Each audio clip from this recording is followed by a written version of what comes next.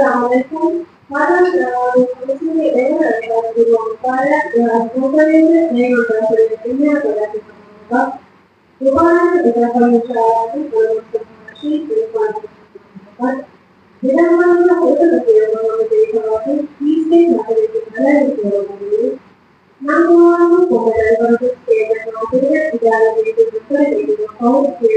إذا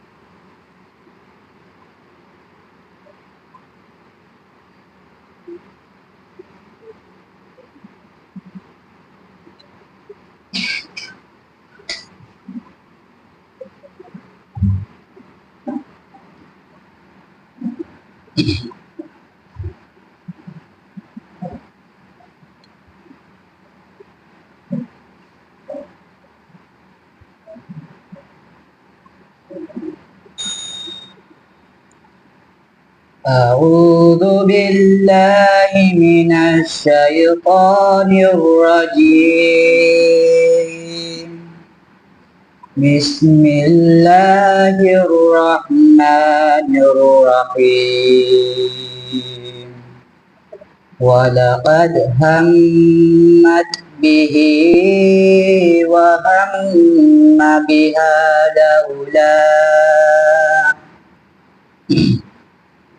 لولا أن رأى برهان ربه كذلك لنصرف عنه السوء والفحشاء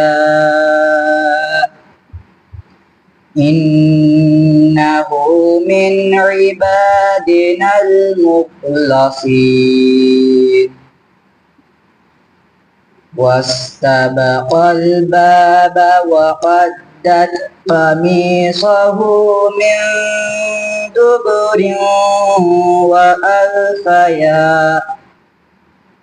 وألف يا سيدها لدى الباب. قالت ما جزاء من أراد بأهلك سوءا إلا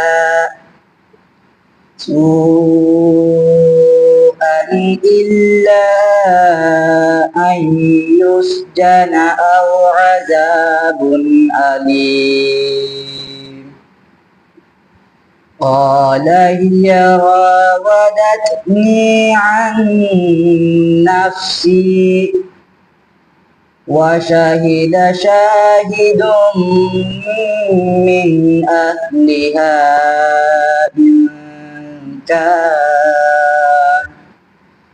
إن كان قميصه قد من قبل فصدقت وهو من الكاذبين. وإن كان قميصه قد من دبر وإن كان قميصه قد من دبر فكذبت وهو من الصادقين. فلما رأى قميصه قد من دبر قال إنه من دبر قال إنه من كيدكن إن كيدكن عظيم. يوسف أعرض عن هذا واستغفري لذنبك إنك كنت من الخاطئين صدق الله العظيم.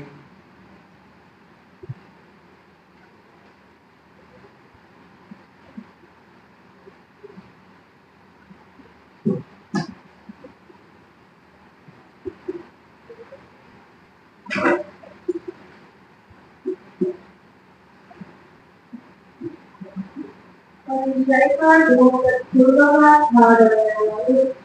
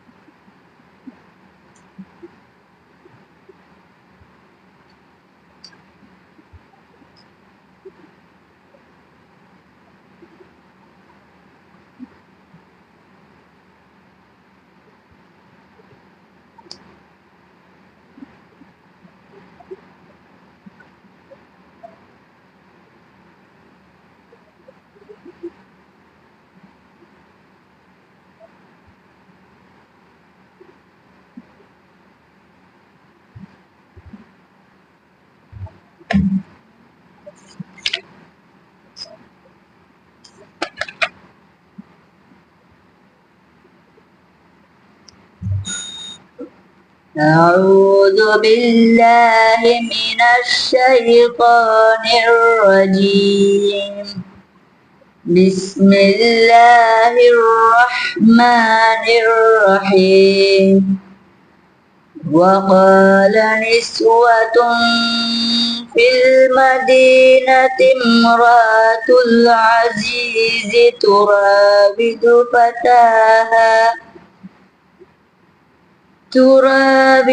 فتاها عن نفسه قد شغفها حبا إنا لنراها في ضلال مبين. فلما سمعت بمكرهن أرسلت إليهن وأعتدت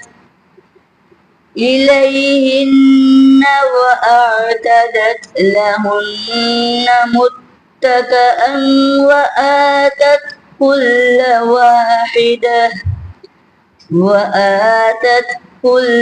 واحدة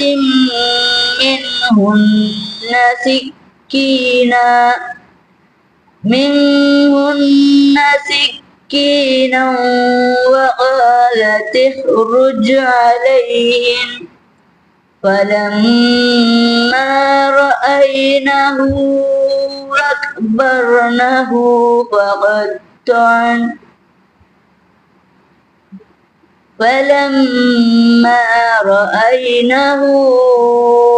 أكبرنه وقطعن أيديهن وقلنا حاش لله ما هذا بشرا إن هذا إلا ملك كريم. قالت فذلكن الذي لمتنني فيه ولقد راودته عن نفسه فاستعصم ولئن لم يفعل ما آمره ليسجنن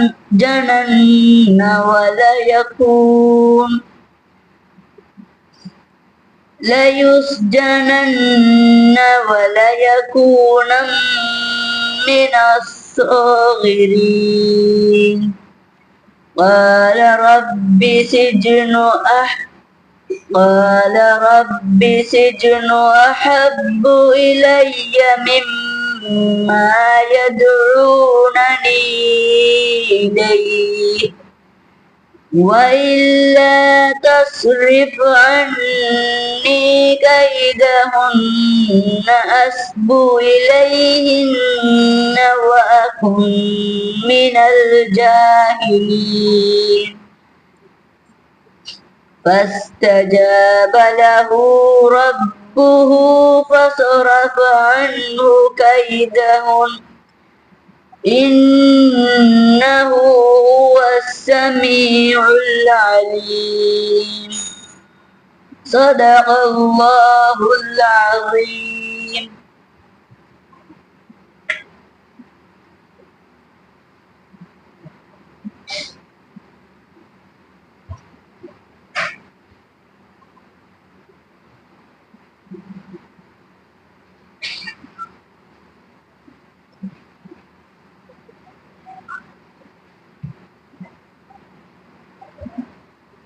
الأمان التي أجلها هذا الوجود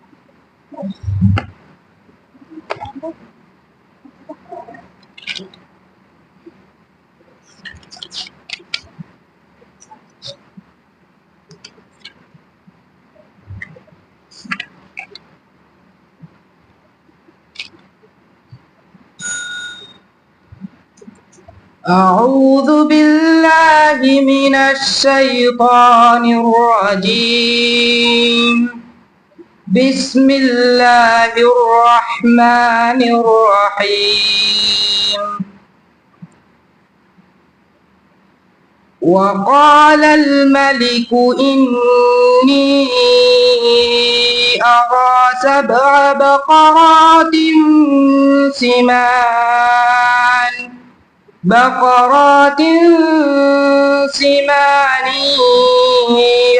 يأكلهن 7 عجاف وسبع سنبلات خضر وأخر يابسات يا أيها الملأ أفتوني في رؤياي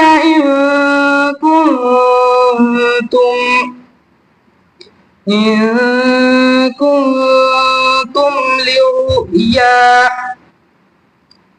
للرؤيا تعبرون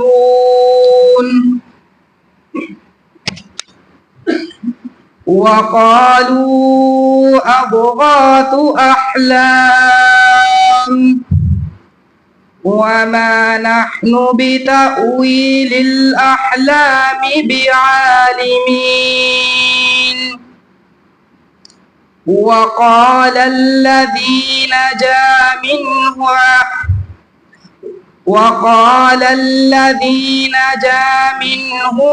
وادكر بعد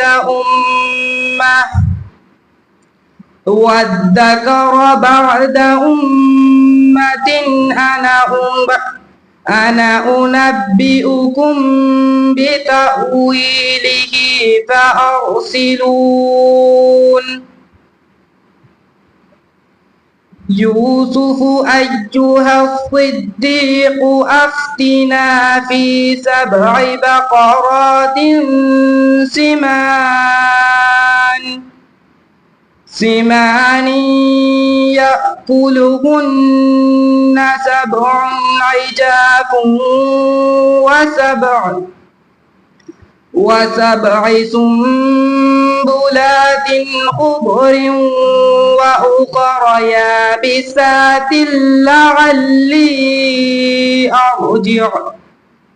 أرجع إلى الناس لعلهم يعلمون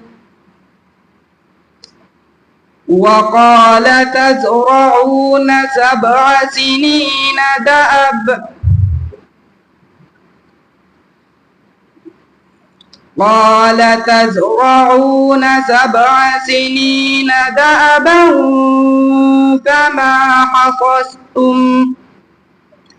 فما حصدتم فذروه في سنبله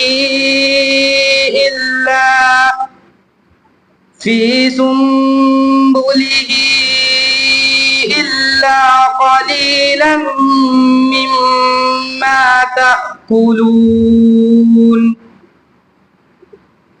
ثم يأتي من بعد ذلك 7 شداد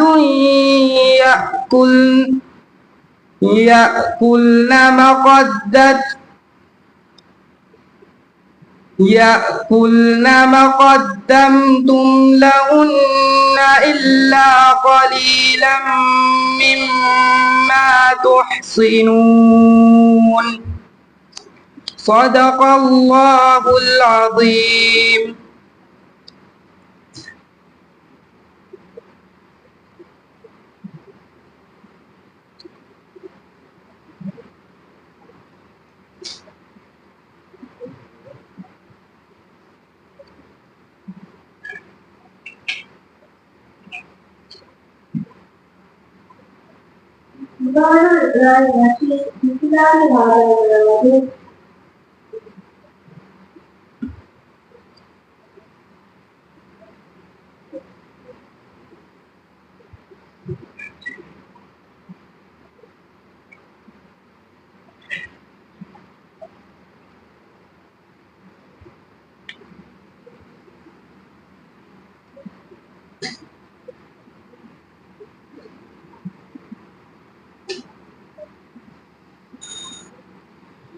أعوذ بالله من الشيطان الرجيم.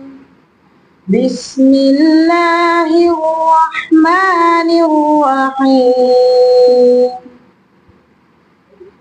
وجاءت سيارة فأرسلوا واردهم فأدلى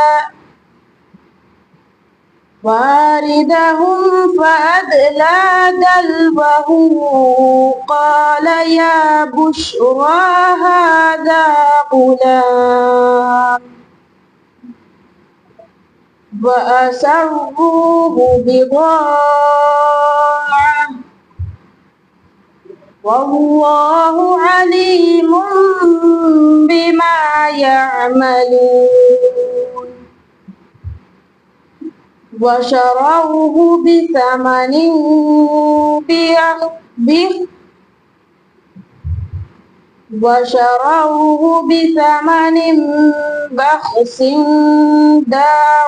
بخس دراهم معدودة وكانوا فيه من الزاهدين. وقال الذي اشتراه من مصر لامرأته أكرمي مثواه عسى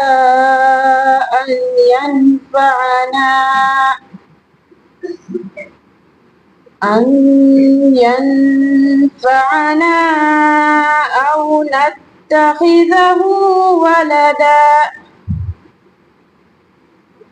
وكذلك مكنا ليوسف في الأرض ولنعلمه من تأويل الأحاديث والله غالب على أمره ولكن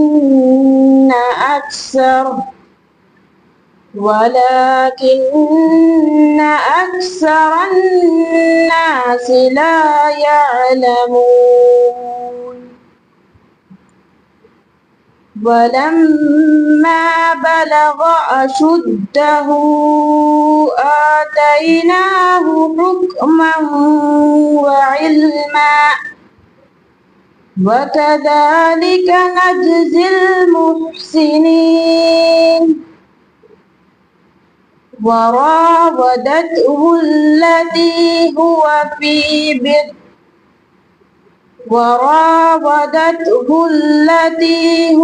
في بيتها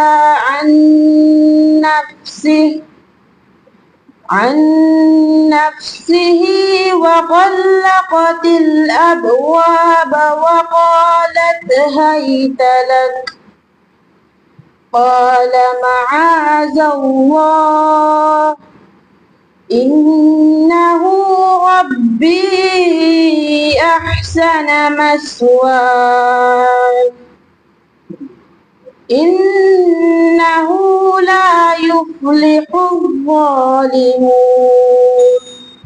صدق الله العظيم.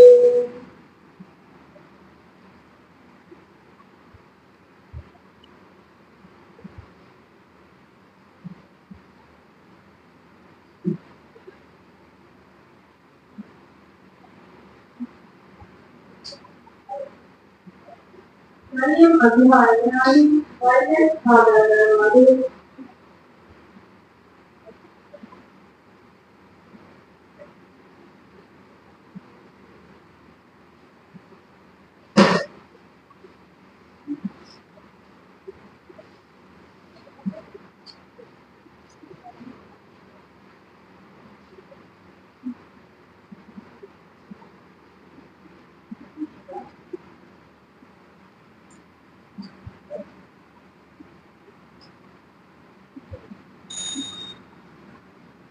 أعوذ بالله من الشيطان الرجيم. وقال الملك ائتوني به فلما جاءه الرسول قال ارجع إلى ربك فاسأله ما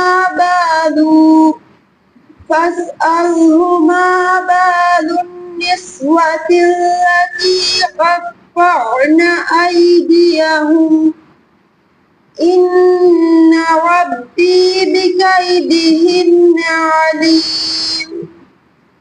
قال ما خطبكن إذ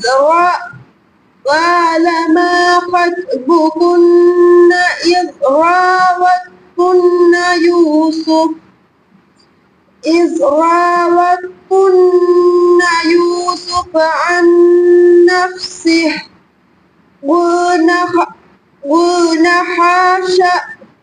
قلنا حاشا لله ما علمنا عليه من سوء. قالت امرأة العزيز الآن حصحص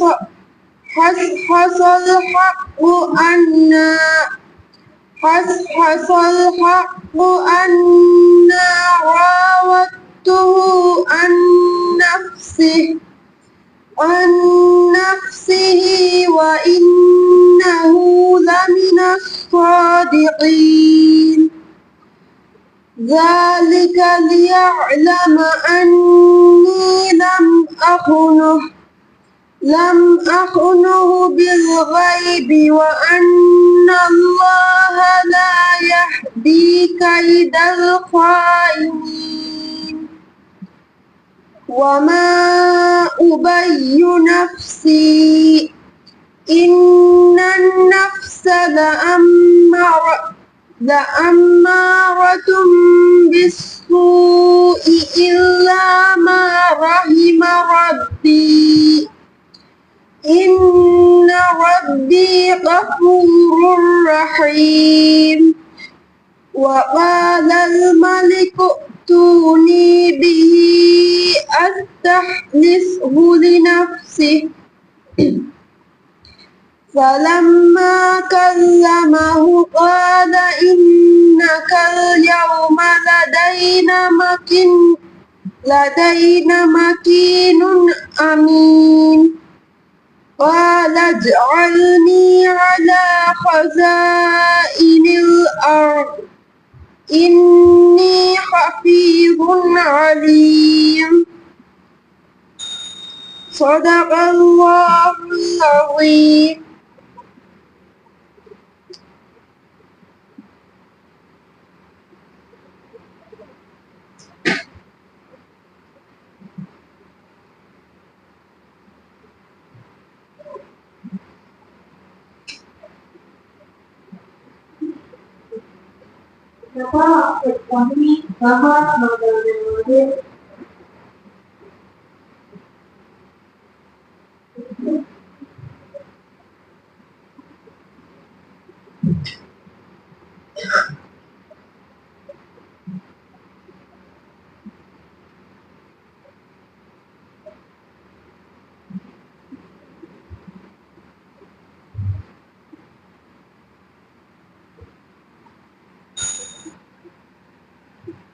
أعوذ بالله من الشيطان الرجيم.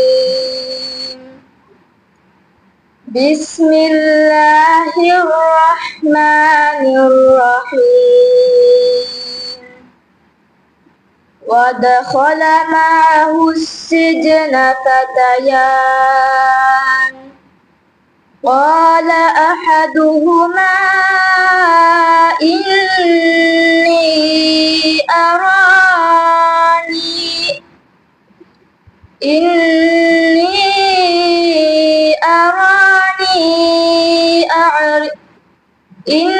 إني أراني أعصر خمرا وقال الآخر إني أراني أحمل فوق رأسي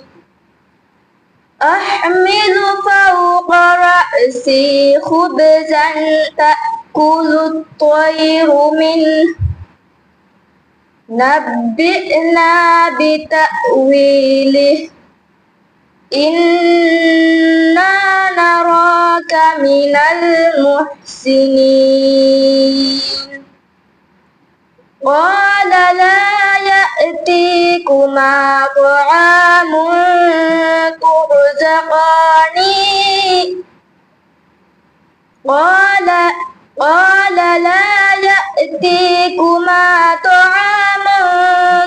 ترزقانه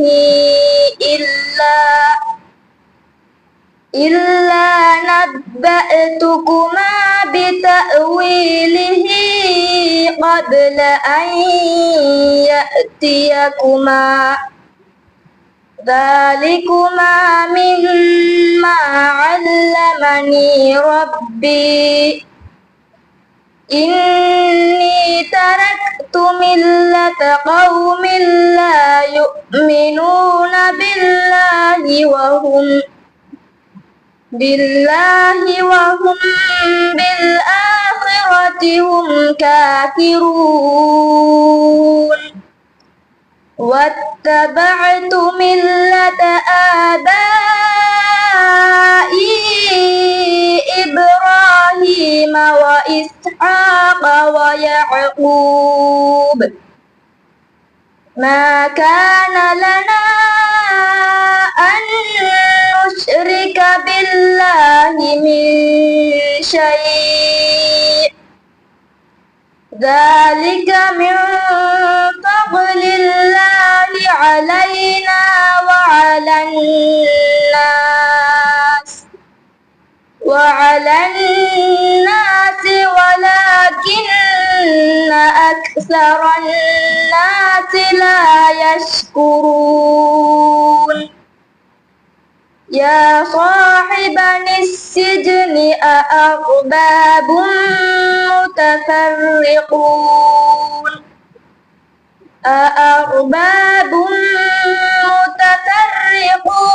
خير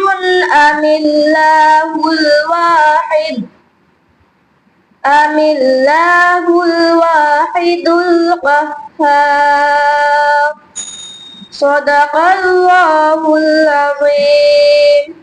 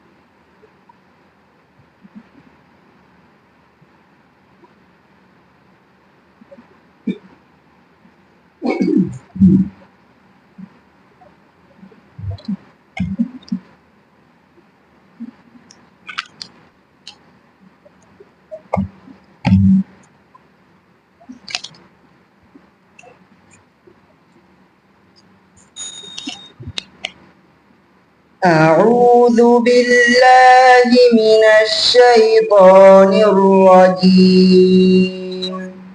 بسم الله الرحمن الرحيم.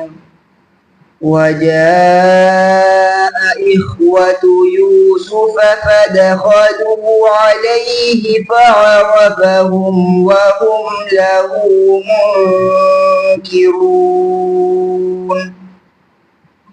ولما جهزهم بجهازهم قال ائتوني بأخ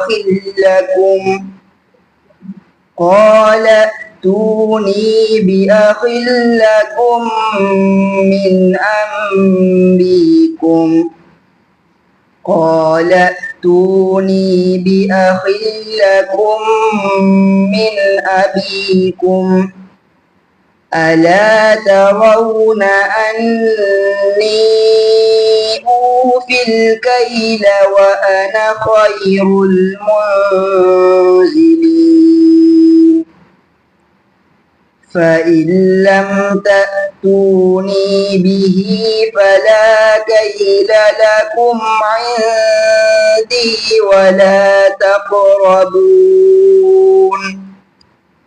قالوا سنراود عنه أباه وإنا لفاعلون.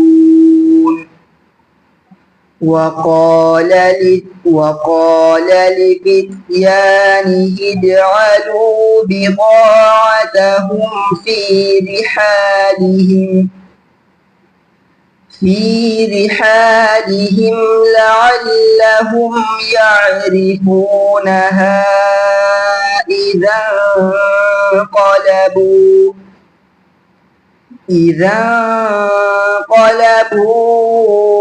إلى أهلهم لعلهم يرجعون. فلما رجعوا إلى أبيهم قالوا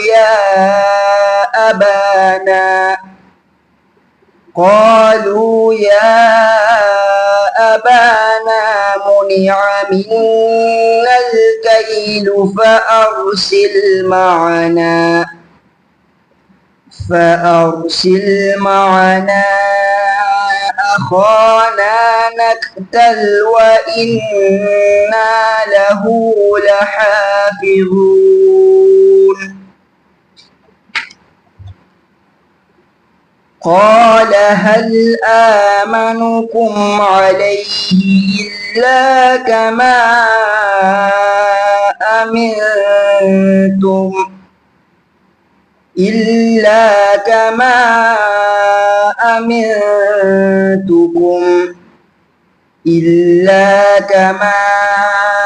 أمنتكم على أخيه من قبل فالله خير حافظا وهو أرحم الراحمين. صدق الله العظيم.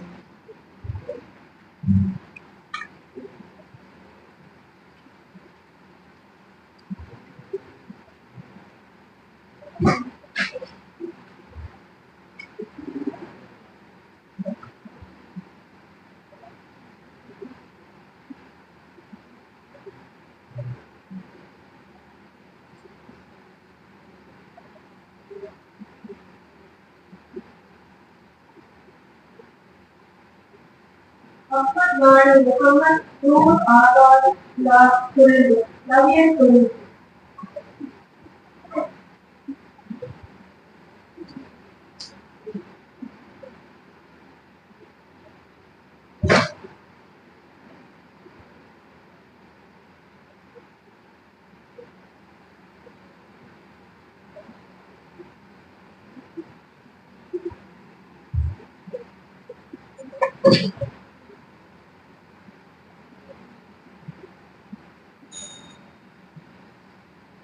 أعوذ بالله من الشيطان الرجيم. ولقد آتينا إبراهيم رشده من قبل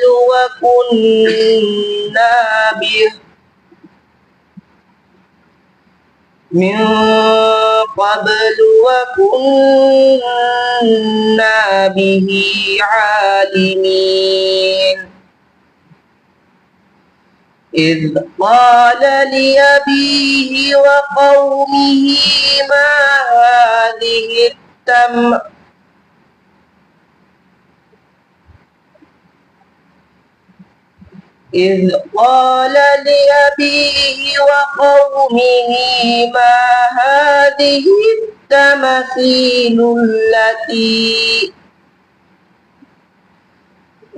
هذه التماثيل التي أنتم لها عاكفون.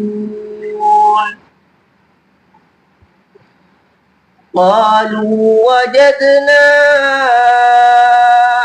آباءنا لها عابدين. قال لقد كنتم أنتم وآباؤكم في ضلال مبين.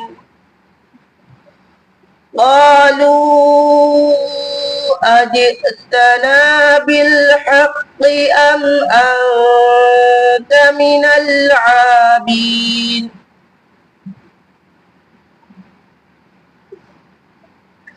قالوا أجئتنا بالحق أم أنت من اللاعبين. قال بل ربكم رب السماوات والأرض الذي فطرهن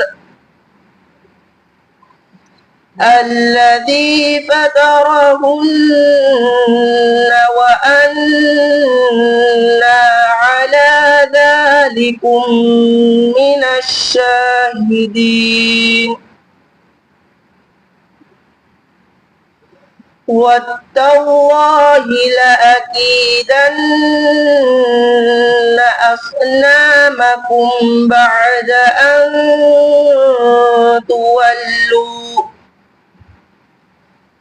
بعد أن تولوا مدبرين فجعلهم جذاذا إلا كبيرا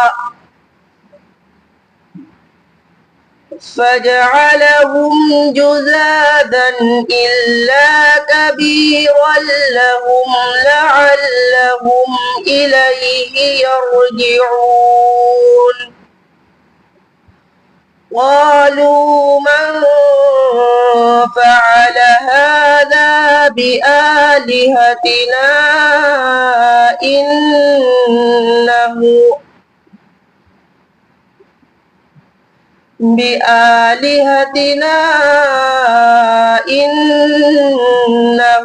لمن الظالمين قالوا سمعنا فتى يذكرهم يقال له إبراهيم صدق الله العظيم.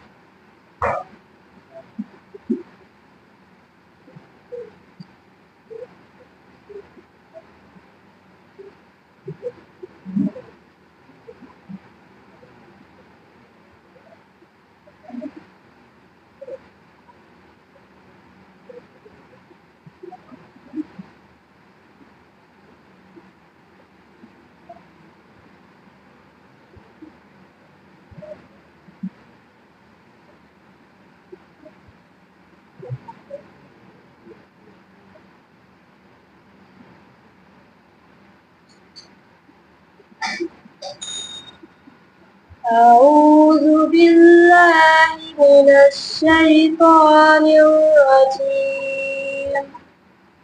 بسم الله الرحمن الرحيم.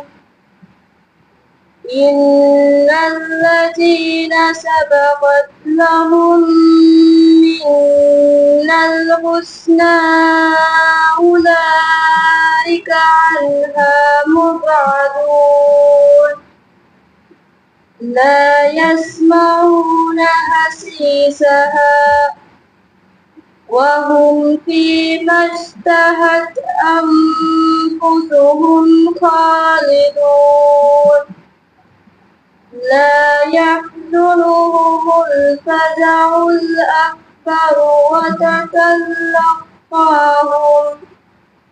وتتلقاهم الملائكة هذا يومكم الذي كنتم توعدون يوم نطوي السماء كالطي يوم نطوي السماء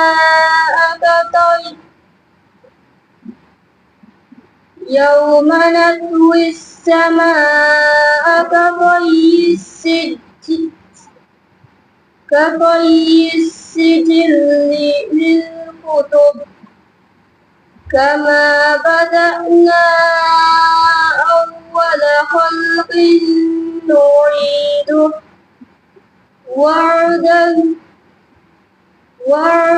علينا إنا كنا فاعلين ولقد كتبنا في الزبور من بعد الذكر أن الأرض يرثها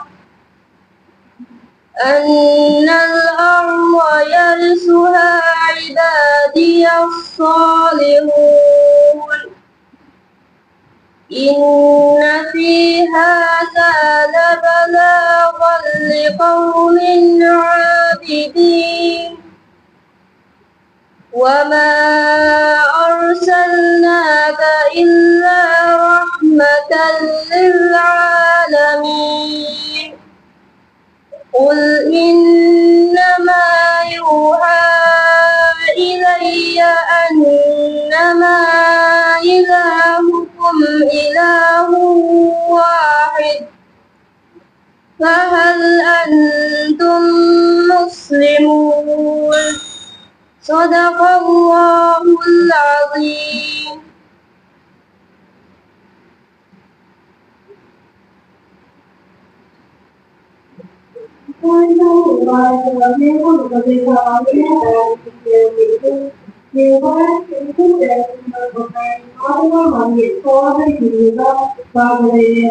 Wassalamualaikum